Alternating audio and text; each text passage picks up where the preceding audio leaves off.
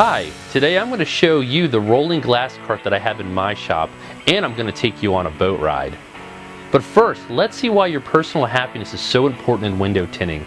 I'm Lawrence Stridell, and this is TintTV.com, the web TV show for the window film industry.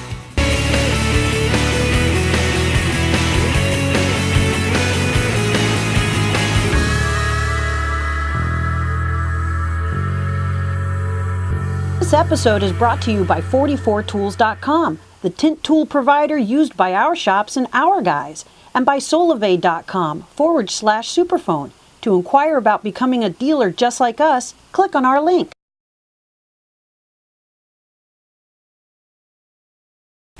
Hi, my name is Chris, and I'm the inside sales rep here at Winners Window Tint. Today we're going to talk about great customer service and how having phone etiquette is very, very important in your business. The proper greeting and handling when people call or enter your establishment sets the tone for the guest experience. In some ways, the proper greeting or farewell can minimize the impact on experience or perhaps give the guest a reason to return. That is why having the right person on the phone can benefit your business. The ideal candidate is extremely outgoing, pleasant, and just sounds prompt on the phone. For example, if someone calls, they should be able to hear your smile over the phone.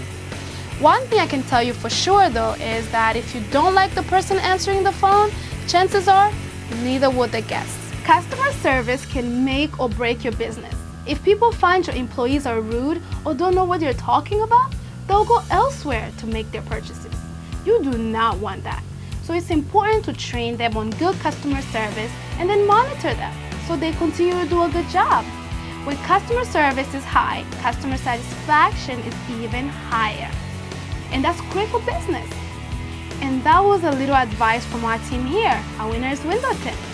Thanks for watching.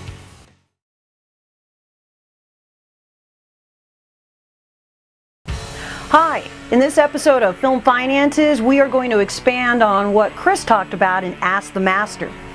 Chris is our inside sales rep at our automotive tinting store. She answers the phone calls, and she's very good at it. She's very good at getting people to come into the store. Why? Because she knows that it costs the shop $20 every time that phone rings and there's a prospective client on the other side. That's $20 worth of advertising and labor going into that phone call. This is why it's so important to have the right person at the front desk. So either train yourself or hire the right person. So let's talk about what to look for in an inside sales rep. I look for three things. 1, a good attitude. 2, a competitive nature. And 3, willingness to learn. Let's start with the good attitude. Chris went over why it's so important to be friendly, and I'm going to go over why it's so important to hire a friendly person. I recently read that a successful business owner had somebody come in and say, "Wow, everybody at your company is happy. Why is that?" And he said, "Well, I only hire happy people." So at your front desk, get a happy person. The second thing that I hire for is a competitive streak. Why?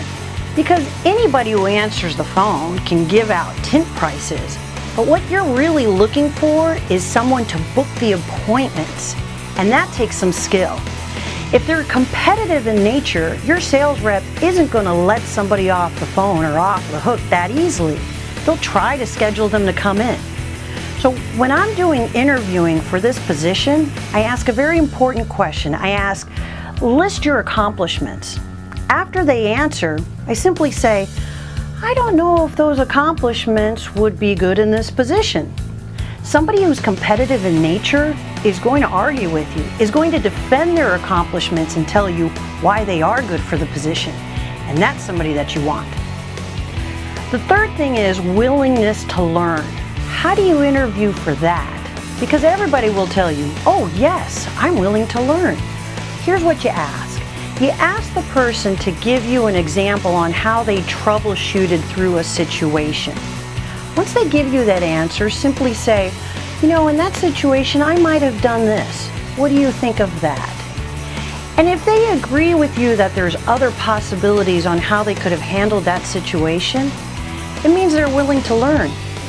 If they get stone-faced, it means they either can't take criticism or they can't take instruction.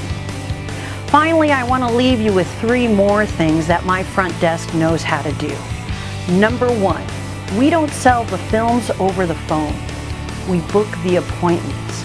Don't sell films, book appointments. What you're offering them is an appointment to come in and see your shop, see the different types of films, meet your tinters, and if they like what they see, they can also do the tinting in that day. Book the appointment.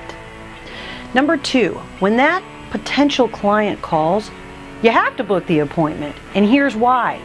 If you let them off the hook to go price check elsewhere, the chances of them calling you back have just dropped to 30%.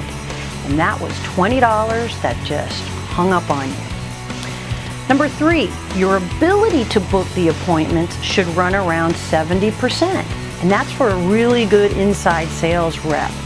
And here's why you need to start tracking this.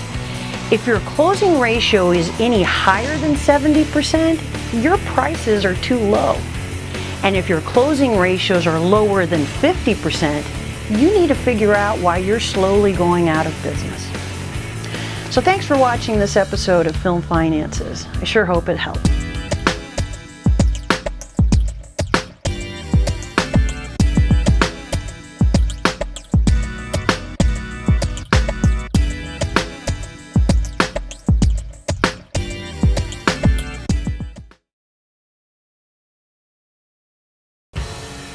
In this episode of Interesting Installations, you're going to see my flat glass company, Interior Guard's Window Tinting, install window film on a boat. I'm not in Florida, so tinting boats are a rare occurrence for us, but I have done them before, so I brought my team of installers to show them how it can be done. What made this installation more challenging were 3 factors. Number 1, boat windows tend to slide into each other, so trying to get tools and film in between the panes can be very tricky. Number 2, since there was a previous film installed on the boat, there was a lot of leftover film and glue removal in between these panes. Number 3, the fact that the boat owner was a glass company owner who wanted to be very involved with the process added an additional challenge to the installation. To start, I positioned a big piece of film on the windows. A breeze kept coming in and blowing my film all around. Here's the client helping out. I'm lining up the straight edge of the film here.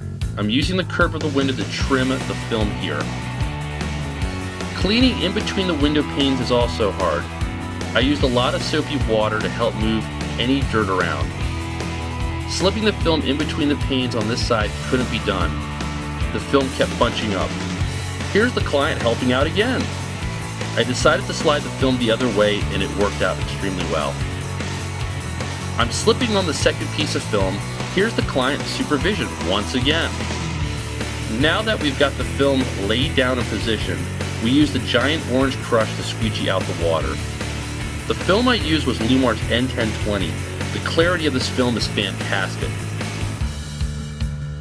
Now I'm starting on the other side, which was on the water, eliminating my overly helpful audience.